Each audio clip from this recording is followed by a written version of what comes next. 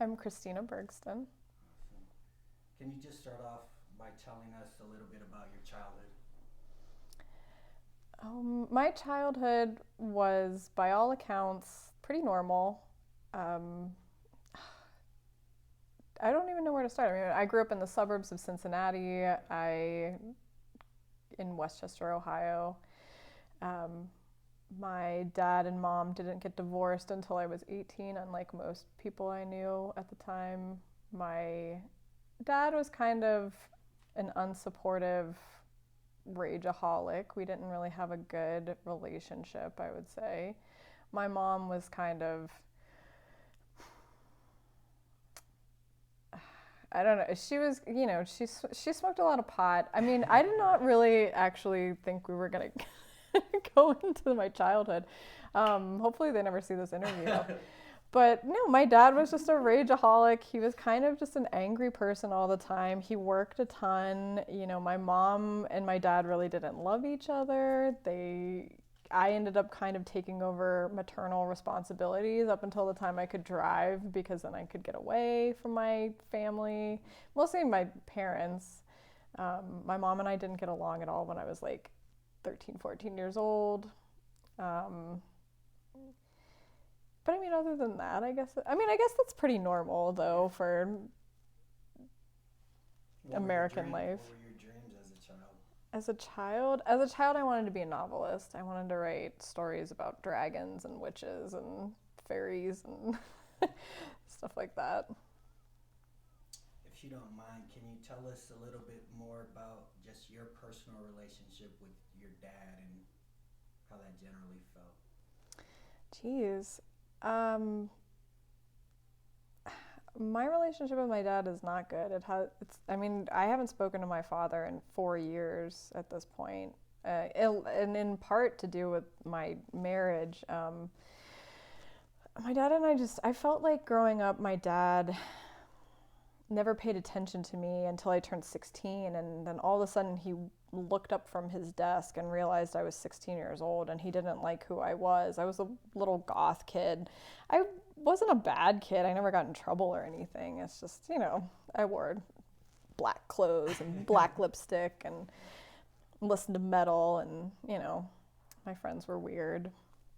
But I mean, yeah, we just never got along. And I feel like the only conversations I ever had with my dad were either him yelling at me or me yelling back at him. I mean, we just have always had a really strained relationship, I feel like.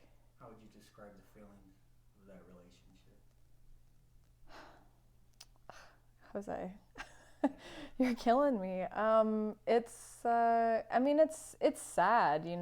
I've spent the last 4 years, I feel like, armoring myself against just having any feelings about my dad and then trying to go back and evaluate it. And I don't know, as I get older and I work on myself more, I want to reach out to him, but there's still so much trepidation based on past behavior. And he's got this new wife now who's just not a great person herself. And I'm honestly scared to reach out to him. And then there's a part of me that says I don't want to reach out to him. He should be the one who reaches out to me and apologizes for what he said. So I don't think I'm really answering the question. I mean, my feelings around it are, I feel really sad. It disappoints me that this is what my relationship with my dad is like. I wish we had something loving, but we just don't. What about your relationship with your mom and the feelings with that relationship? I love my mom. I have resigned myself to my mom is who she is, and that's all she will be. And I don't say it as like to put her down or anything, but it's just, I feel like my parents could have been more, a lot deeper, a lot more loving than they were, and my mom included. And, I have some issues with my mom that don't run as deeply as my issues with my dad, but at the end, like with my mom, my feelings are, even though my mom kind of drives me crazy and I feel like she doesn't really help me when I need help from her, I am gonna figure out a way to help my mom. Like, I offered to have her come live out here with me, and she accepted, and I didn't think she would. So now I'm trying to work towards getting a place for her and me to live, and oh, sorry, go ahead. I was going to say, and my future husband, and hopefully our future children. You know, I'm trying to do all of those things, and even though I don't know that she would do that for me, that's how I feel about my mom. What would you say you learned from your parents?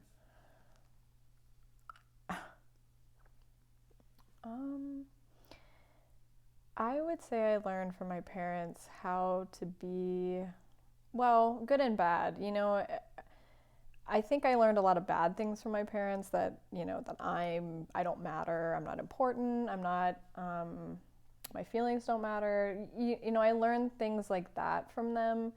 But at the same time, I think I also learned how to be really fiercely independent. I feel like I've kind of just raised myself. And then when my parents decided to check out on their marriage and subsequently the house, I kind of stepped in to help take care of my brother and sister to a certain extent. So, I mean, I think I learned a lot of very adult skills at a young age, and that has helped me, I think, exceed a lot of stuff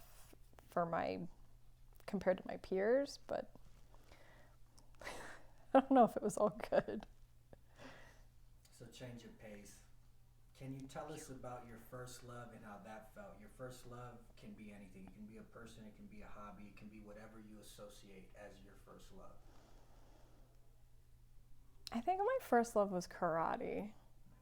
I was really, really good at it. I really loved it. It was the one place where I went as a kid. I started when I was 8, something like that. And I stopped when I was 16.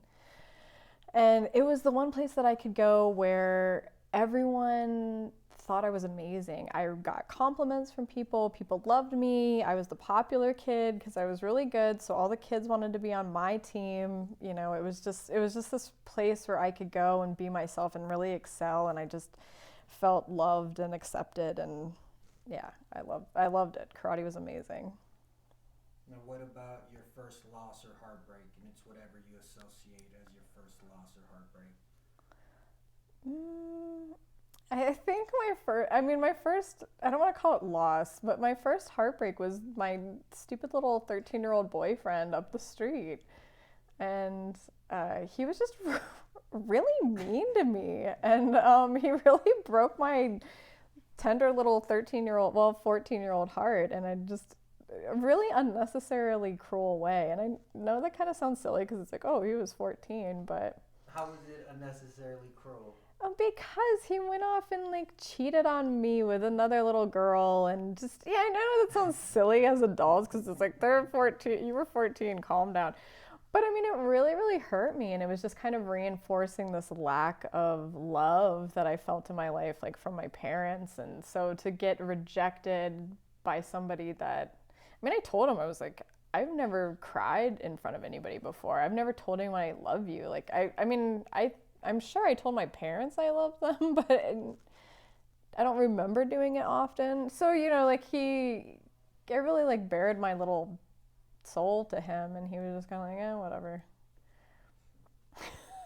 Who would you say first taught you love, and how did they teach you? I think that's a really hard question to answer because I feel like I'm still learning how to love.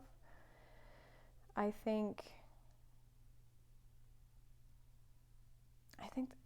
that's just a really hard question to answer. I think I'm still learning how to love. I mean, I think to the best extent that I can answer that question, probably my fiance has taught me how to love. He's probably the first person I've ever met who really seems to love me unconditionally and seems to accept me no matter how many flaws and dark corners I share with him.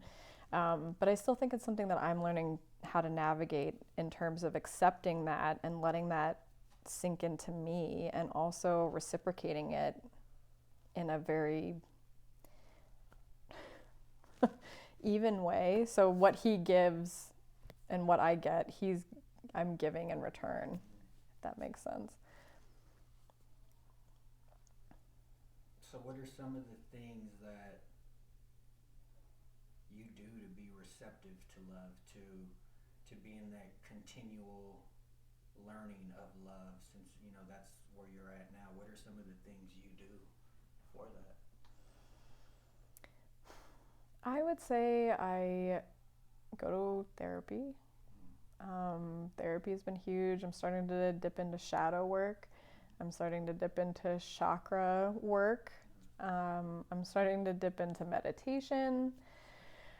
And I would say, so all of those things are things that I do to get to know myself, but I'm also trying to work on my relationship with God too, because in my experience and what I've read and learned, it doesn't matter what religion or theological discipline you are, God is love across every discipline. And so as I get to know myself, I get to know God, right, is the theory. As I get to know God, I get to know myself. And I think that as I make those two things more on the same playing field, then I'll be more receptive to love and I'll be able to give it a lot easier than I have in the past. What's love to you now? Has it always been the same, or has it changed? If it's changed, how would you differentiate the love as a child to the love you feel now? Geez, these are really good questions. As a child, I thought love meant being saved. And I also thought it meant like unconditional sacrifice. I thought that love meant that you give of yourself endlessly, regardless of how the other person behaved or responded. And in some ways that's good, but in other ways it's pretty bad. I think that's how I ended up in an abusive relationship, because I was just conditioned to not really notice what I needed out of a loving relationship. And then now I definitely have a very different perspective on love.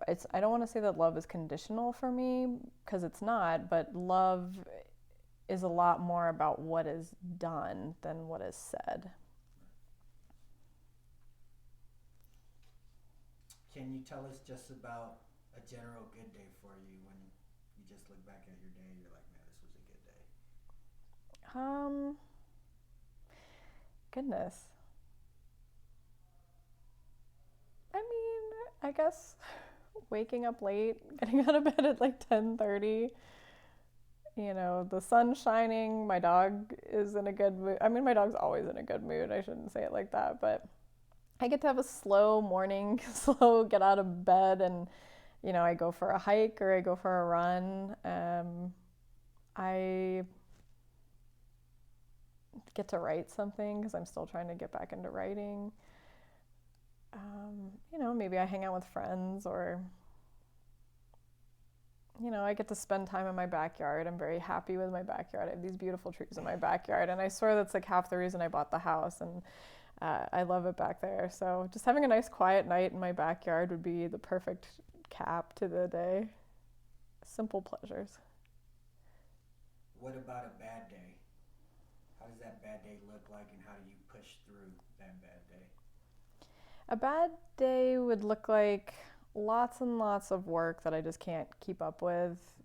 My bad days now are a lot different than my bad days used to be. But yeah, my bad days now are lots of work that I just can't keep up with. Lots of angry clients, lots of angry judges, lots of angry opposing counsel. Just a day where it just seems like I can't get on top of anything that's going on. What are some of the things you do when you're in that day, which seems like, maybe anxiety, high pressure, things are mounting up, right? Saying you can't keep up. What do you do to level yourself during those days? I'm still working on that. I don't really have an answer for that. I guess, I don't know. I don't really do anything, unfortunately. And at the end of the day, I get to go to the gym, so that usually helps blow off steam. But yeah, I don't have any meditation practice or anything like that. What would you say is a person or an event that's shaped you, good or bad? How does it feel when you reflect on that person or event? I would say, as much as I hate to admit it, I would say that my ex-husband really shaped a lot of who I am today. Um, I definitely don't put up with the same kinds of things that I used to. I have a different definition of love. I have a different definition of respect. I have a different definition of commitment, of reciprocity. I have a different ceiling of tolerance for behavior, platonic, romantic, male, female. There's just I I have a different definition for myself even too. It's taken a long time to find myself again, and so I would have to say, like, unfortunately for the worst, yeah, my ex-husband was a major life-changing event. Is there anything specific about your ex-husband that was a catalyst for, this change or realization? Yeah, I mean, it was a super abusive relationship, and it, like most abusive relationships, it's not like, we were dating and then he started out like hitting me or attacking me or even screaming at me. It wasn't like that. It was we were together for 11 years, and it I try to describe it to people like it's like water torture. I mean, I've never been water tortured, but from what I've heard, it's just this drip, drip, drip, drip, drip, and then eventually, they drown you, and then they pull you back up, and then you go back to the drip, and eventually you become thankful for the drip because you're like, oh, thank God I'm not drowning. It's just the drip, and I kind of feel like that is the best way to describe what an abusive relationship is like. Um,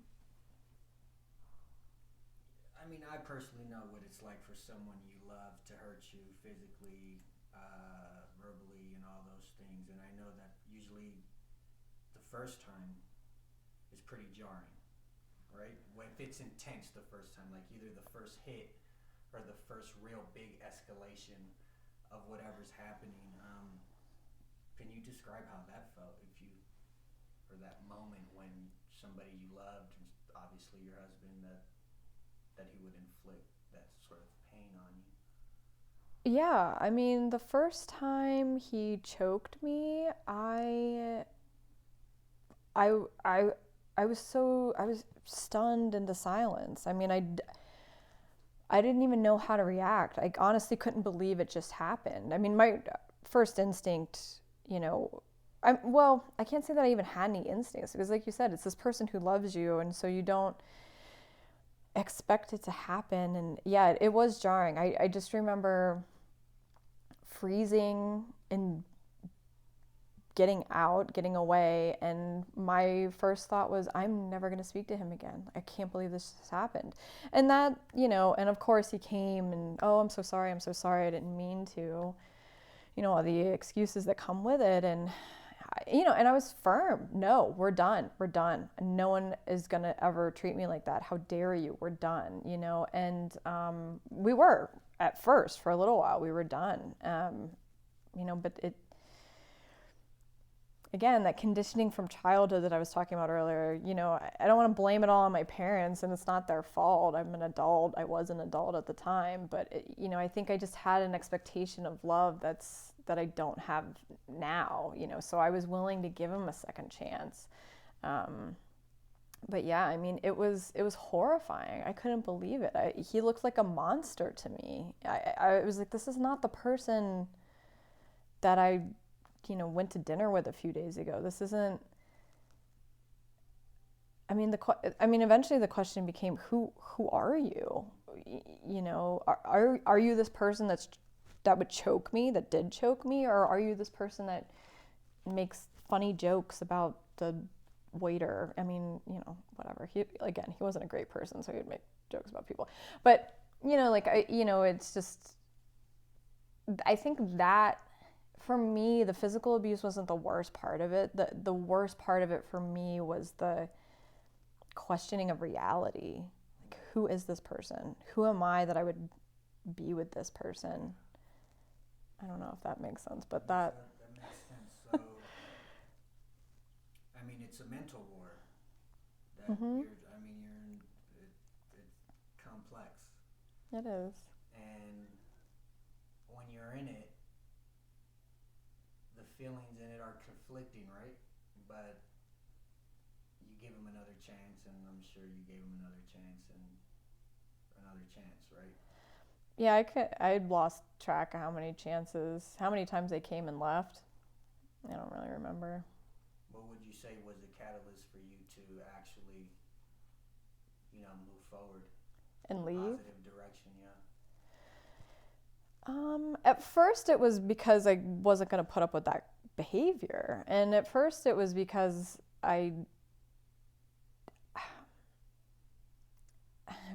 the water torture hadn't sunk in yet. Because like you said, it's a mental war. It's not just the physical abuse, it's the mental and the emotional and just almost the spiritual, just like the slow erosion of who I am as a person. Just these little comments that pick away at who I am day in and day out. Oh, I'm an amazing cook now. Why? Because my ex-husband used to pick apart every single thing that I would make every single night. It wouldn't matter what I made. And I would tell him, if you don't like it, why don't you make it yourself? No, no, no, no, no. My place was in the kitchen.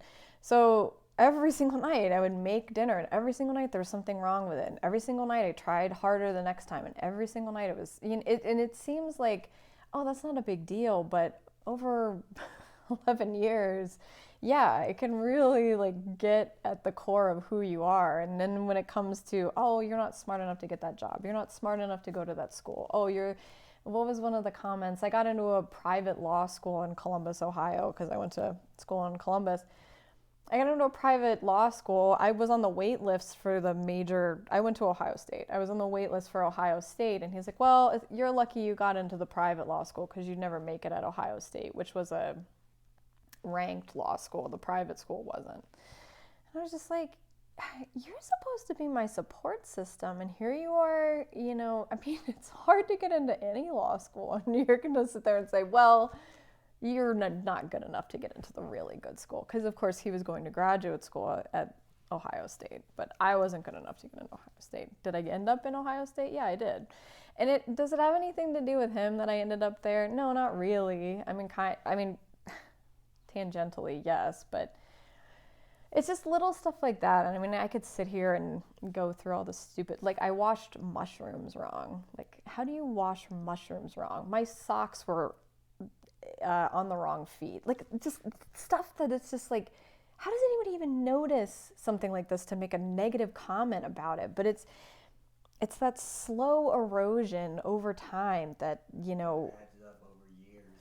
Exactly. Yeah, it adds up over years. And, so when I would leave initially, it was because I just hadn't eroded who I was yet. I wasn't eroded to the point where I thought, I'm too stupid to survive on my own. I'm too ugly to survive on my own. I'm too fat. I'm too weak. I'm too, financially insecure. Like all the things that, slowly over time you begin to believe about yourself, or at least I believed about myself. And, it hadn't set in until years. So yeah, I would leave at first, and just because I was like, I'm not going to accept this. I'm not stupid. I'm not ugly. I'm not whatever it was he was saying. And, but then again, like he'd come back. I'm so sorry. He'd make these apologies, these grand overtures of love.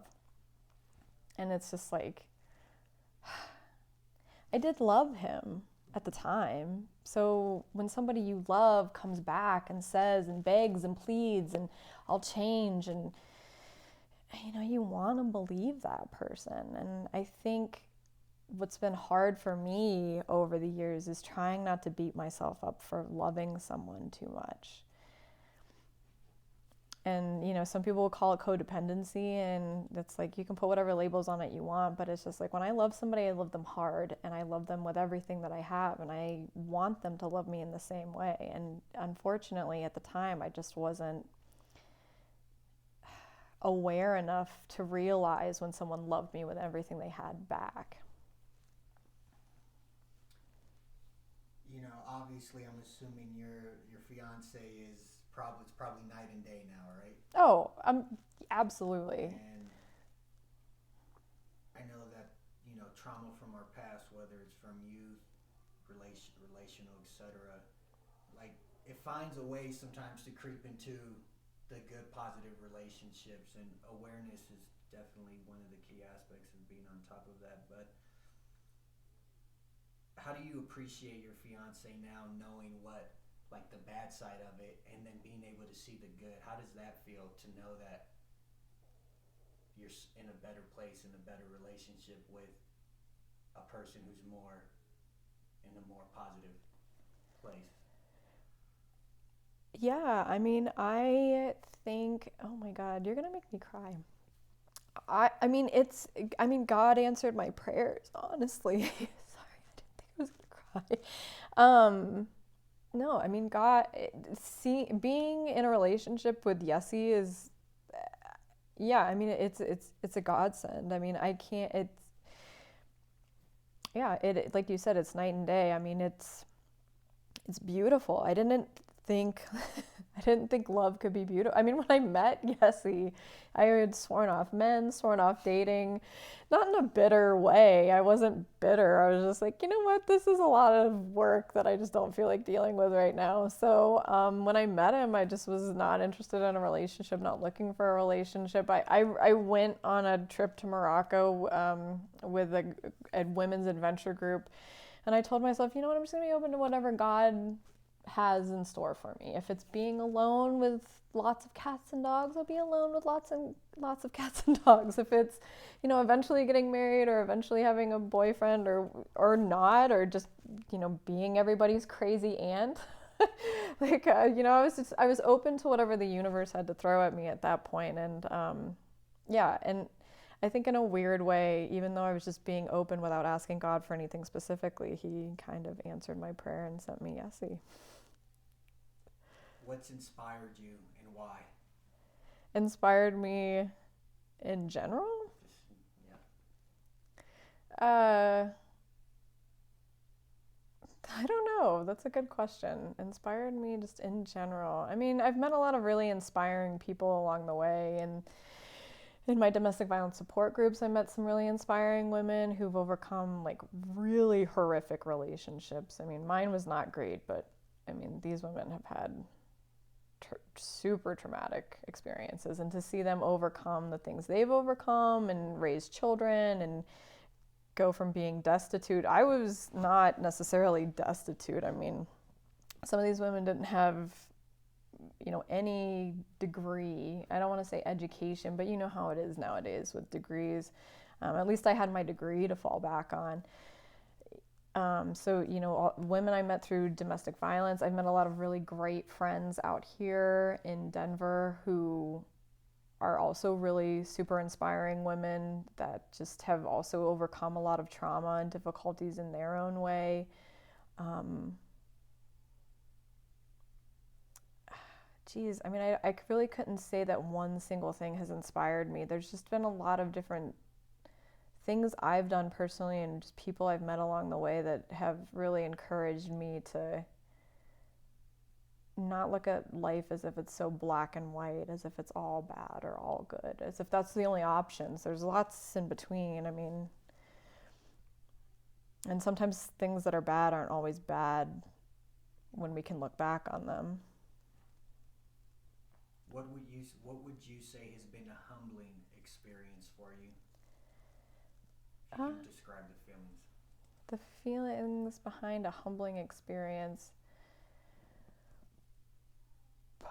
I would say, I mean, moving out here to Denver, not knowing anyone, not having family or any work connections was definitely a humbling experience, because it really meant that I had to put all my skill set on the table and really see what I was made of and really test myself in a lot of different ways in terms of my ability to be alone. After being in a relationship like that, it was really hard to think that I could survive on my own.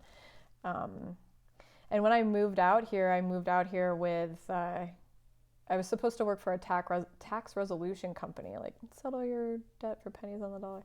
One of those companies. And when I moved out here, Man, we might need to talk after. Oh goodness, I didn't really it didn't last long. So I was doing that job when I came out here because I needed like a W-2 paycheck stub to show the apartment complex, right? So I move out here with that job, and that's January. I started end of January. By March, they were shutting down because the Supreme Court of Colorado said that, oh, you guys are engaging in the unauthorized practice of law. I was still licensed in Pennsylvania, and my Colorado application was pending here. And they said, look, if you don't stop calling yourself an attorney, even though I was, we're going to open an unauthorized practice of law investigation against you, which, and my license is pending in front of them. And I was like, well, I can't have that. And they're like, well, then you have to stop calling yourself an attorney. And I'm like, I spent my whole life trying to be an attorney. I am not going to stop calling myself that. So it was really humbling at that point to sit there. And so I went to a friend of mine who wasn't a friend. He was some guy that I interviewed with before I came out to Colorado. And I was like, do you need someone to wash your clothes? Do you need someone to watch your kids? Do you need somebody to, I'll be your nanny. Do you need someone to clean your office? I'll be your secretary, like anything to make ends meet. And he said, no, I don't have any work for you to do, but I've got this office you can rent from me. And I was like, did you not hear me? I don't know. Like, I can't. Okay.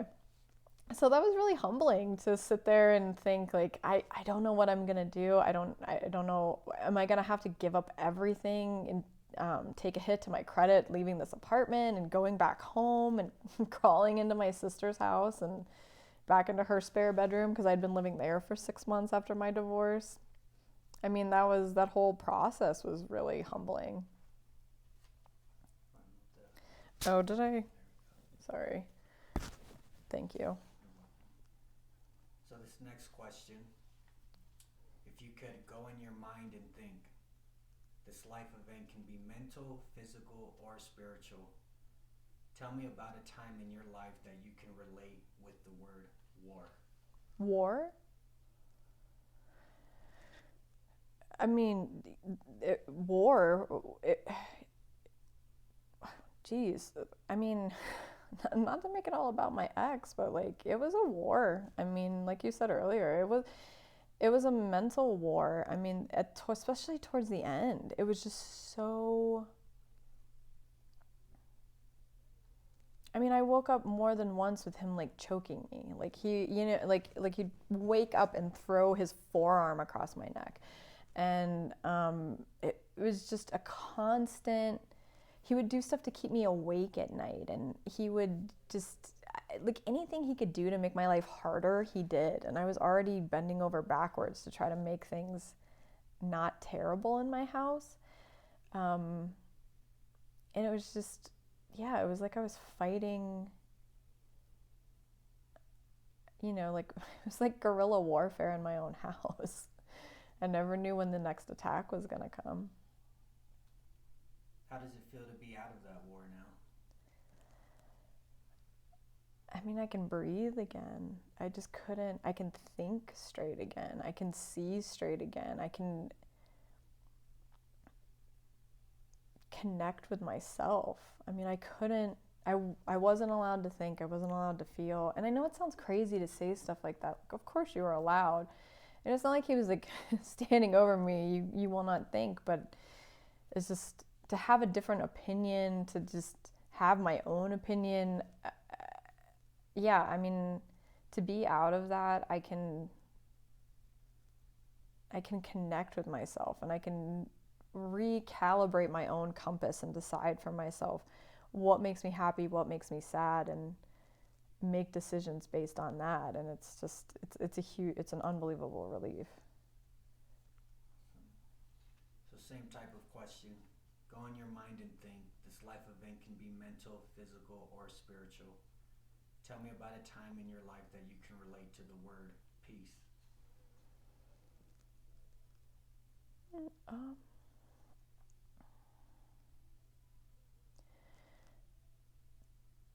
Peace.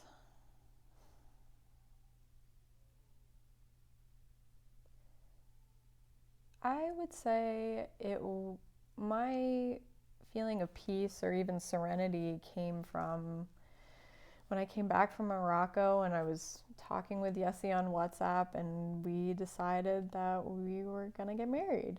I would say that that was, or maybe it was even the time when I met him. I love telling this story, so I'm going to go ahead and tell it because I mean I felt a little bit of peace at that moment too.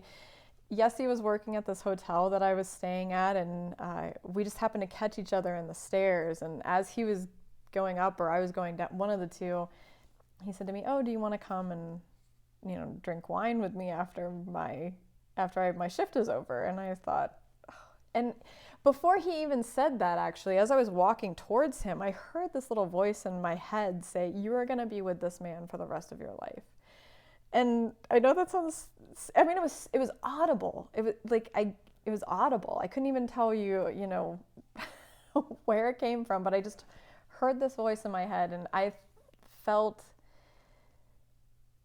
yeah, just so, yeah, at peace. I felt serene. I was like, you know what? Nothing bad is ever going to happen with him. Or, yeah, I felt a certain sense of peace there. And I felt peace when we decided to get married when I came back to the States. And I mean, I feel a certain little slice of peace every time I get to talk to him. I haven't seen him since February of last year, but yeah, so I get a little taste of it every once in a while when we get to talk. The next question, and we may have already, talked about, issues that would be the answer to this question, but maybe not. Can you tell me about a truly difficult time in your life, how that felt, and how you endured?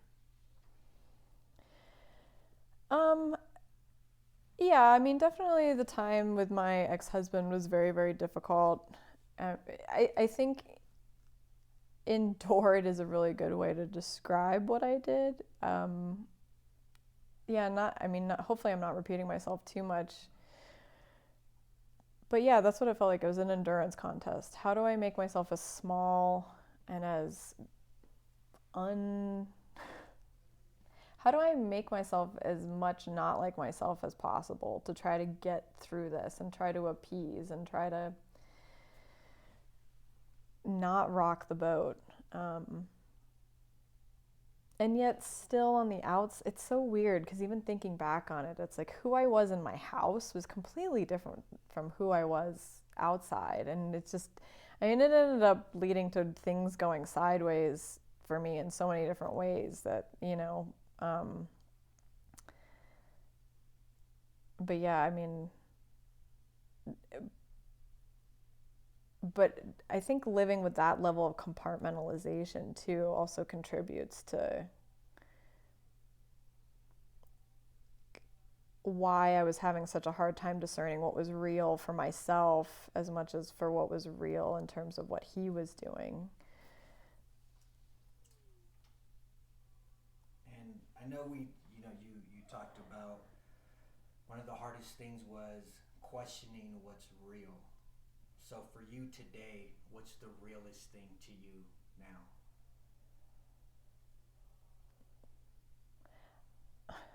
I mean, my gut was immediately saying myself. I mean, I have to. It's a good one, yeah. Thanks. I mean, that's the short answer of it. It's just myself. I have to be real because if I'm not real, then nothing else around me is ever going to be real. Can you tell me about a truly joyous moment in your life and how that felt? Yeah, I mean, I would say it was meeting Yessie. I've just never had more fun and just more like connected with somebody. I mean, like English is not his first language. I don't speak any other language, and there's just a cosmic level that we connect on that I just haven't experienced with anyone else, and it's one of the most beautiful things I've ever experienced. And every time I'm with him, it's just this. I don't know. It's always very happy. He's very good. I'm a very type A, high strung person, and he is so easygoing, go with the flow, and he always keeps me grounded. And I think that combination, his water to my fire, definitely helps keep us happy. What would you say keeps you up at night? Um, this COVID and how it's impacting and how it's impacting my ability to go see him, how it's impacting our ability to be together. Like I said, I haven't seen him since February of 2020, so it's been almost a year now. Oh, yeah, it's been a year. We're in February now. It's been almost a year now. I mean, that definitely keeps me up. Sometimes it's my clients' cases. I mean, different things keep me up at different days of the week. But overall, that would probably be the number one thing. You know, COVID has affected all of us in many different ways, and obviously it's affected your relationship in a real way. You know, being, I don't know if your ocean's apart, but your country's apart. What are some of the things you do to tighten the bond, even during this, whole time right now? That's a really good question. I mean, video chats, we try to talk. I've been really busy with work lately because I'm getting ready to go see him again. So my everything gets squished into the month before I go to see him. But before that, we would talk every other day, just about every Saturday, every Sunday, most Fridays, and then usually Monday and Wednesday as well. So without those video chats, I think it would be a lot harder. But that's kind of the only thing we can do, unfortunately, because I've tried to send him little gifts over the year. And because Morocco's in northern Africa, and just I don't know. I've sent him stuff in the past and it's disappeared, or it gets sent back to me because it doesn't make it, so it's just really hard to keep anything physical going. He sent me some gifts and they usually make it, but it's hard for him to be able to, get the funds together to send me gifts and things like that. But would you say that the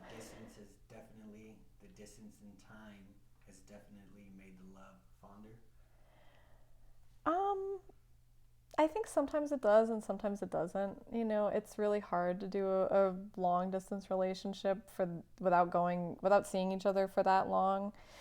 Before COVID, my plan was to go and see him every 4 months until he got his interview. And, so I was last year, saw him in February, I was supposed to see him in June and then again in October. And in theory, he should have been here by now were it not for COVID. So I would say, in those 4 months, yeah, absence makes the heart grow fonder, because then there's a definite time you get to see each other. But when you're sitting here wondering when the next time you're going to see each other is, sometimes it seems like it can be. It's just heavy on your heart, it just weighs you down because there's just so much uncertainty. What keeps you going every day? That's a really good question. Just in general, I suppose.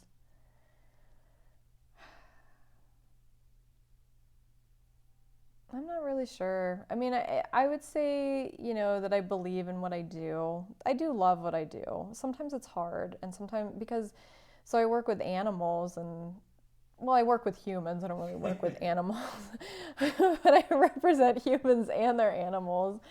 And, sometimes it's really hard because it's really emotional, and sometimes what I'm facing is the state or the city wants to take someone's pet from them, usually their dog, and wants to, euthanize their dog, and it's for a dog just being a dog. And so sometimes that way is really heavy on the heart. But I think what keeps me going are those days where I get the dog released and back to the owner, and I get sometimes people fight over dogs for custody, and I get the dog back for my client, or I just reach a resolution. I mean, not every day is that heavy where some dog is at threat of being euthanized, but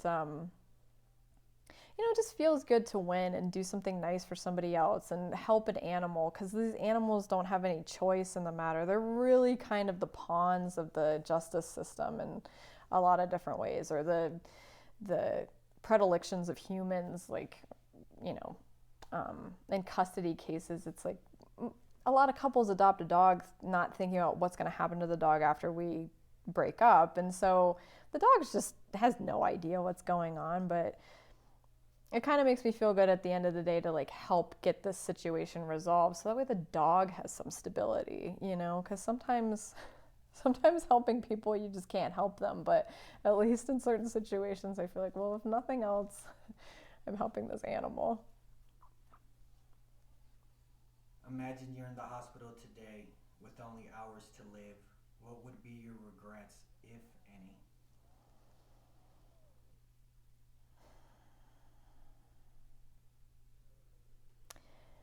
I mean, I think I would regret not starting to have a good relationship with my sister earlier on in my life. I should have tried harder when I was younger. Not that we ever had a bad relationship necessarily, but I just wish I had tried to be a better sister to her younger. Um, and then, yeah, I wish I had called the police on my ex. I wish I had reported it because now he's working for the government and like just I feel bad for the women that he's a superior to because Lord knows they're never going to get any help from him. Um, I wish I had left and stayed left the first time or at least the second time. Um, and I wish I had just believed in myself more earlier on. I think I let too much of other people dictate who I was going to be as I got older. Like the whole reason I'm a lawyer is because my dad told me when I was a kid, "Oh, I don't want you to be a novelist. I don't want to support a starving artist for the rest of my life. So you better get a real job." So I did. You know, I was like, "Well, I can probably go to law school and still write on the side and still keep my dream alive." And it's like really hard to do that. And also, it's really hard to do that when you have an abusive relationship too. So I mean, you know, and like I just let my ex dictate who I was for so long, and I let my dad dictate who I was gonna be, and again, like trying to please other people. I wish I'd like those are the things that I think I would regret, like trying to please other people too much. So you're obviously going to make it. You're alive and well. Good. Thank God. Right? Phew, that was close. Do you feel that you can change those regrets? If not change, at least be at peace with them or make amends?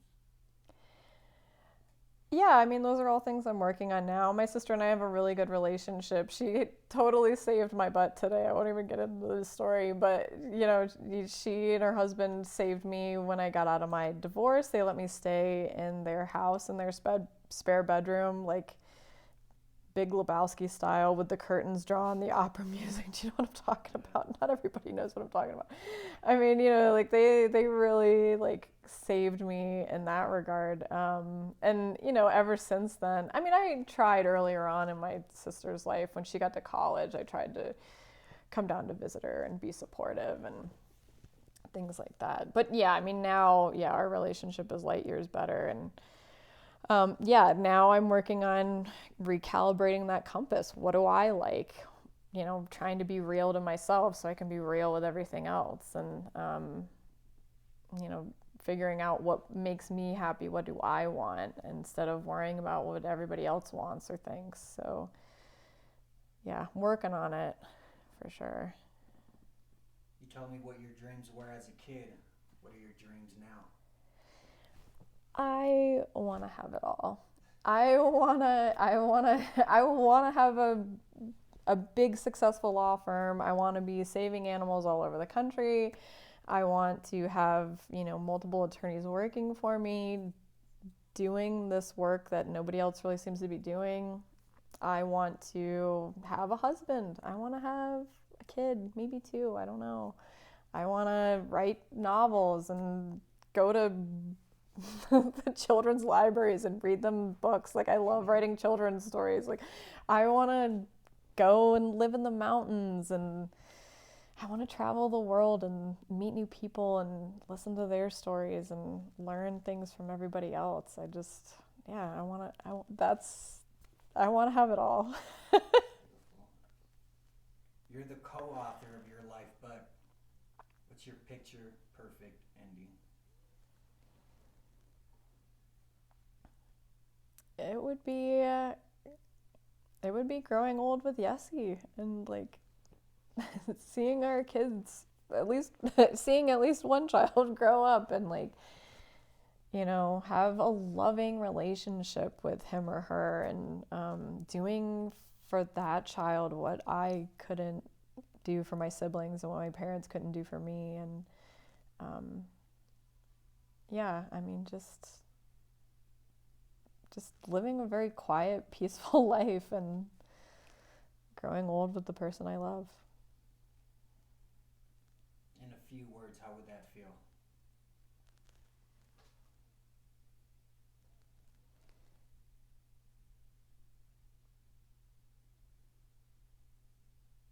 Perfect.